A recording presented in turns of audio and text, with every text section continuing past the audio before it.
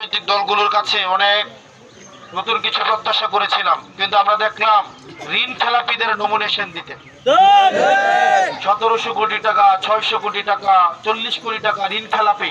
এই ঋণ খেলাপিদেরকে সংসদে পাঠিয়ে আসলে তারা জনগণকে কি বার্তা দিতে চায় সেটা আমাদের বোধগম্য নয়।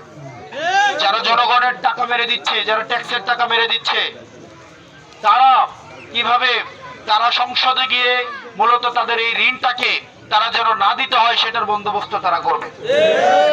এই 1700 কোটি টাকা ঋণ খেলাপি আছে বাংলাদেশে, তাদেরকে আবার মনোনয়ন দেওয়া হয়েছে।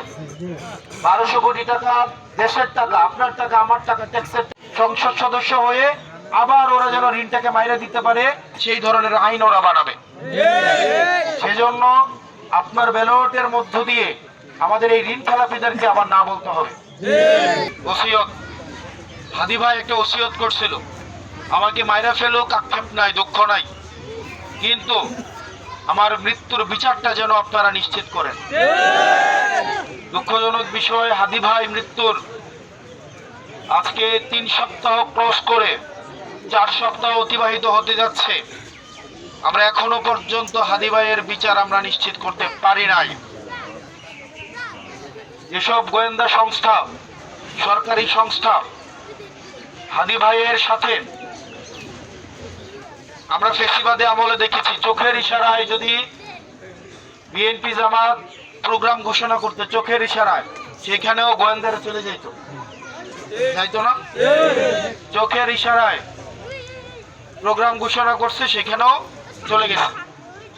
আর আজকে ঘোষণা দিয়ে প্রকাশ্যে 6 মাস ধরে পরিকল্পনা করে আমার ভাইকে প্রকাশ্য দিন দুপুরে জুম্মার নামাজের পরে গুলি করে হত্যা করা করে খুনিরা আবার সীমান্তের উপরে চলে যায়।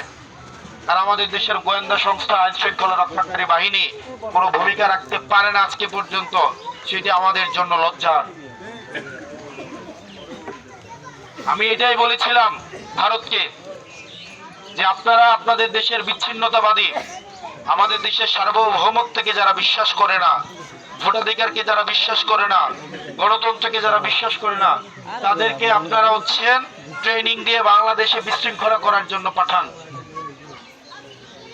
আপনাদের দেশের যারা বিশৃঙ্খলা যারা করে, আপনাদের দেশের যারা বিচ্ছিন্নতাবাদী আছে, পৃথিবীর অন্য কোনো দেশ আপনাদের প্রতি যেন এমন আচরণ না করে, শীঘ্রই আপনাদের দেশের বিচ্ছিন্নতাবাদীদেরকে দেখবেন কেউ না কেউ, আপনারা যেভাবে আমাদের দেশের বিচ্ছিন্নতাবাদীদের শেল্টার দিচ্ছেন, আপনাদের বিচ্ছিন্নতাবাদীর যেন কেউ না কেউ এভাবে শেল্টার না দেয়।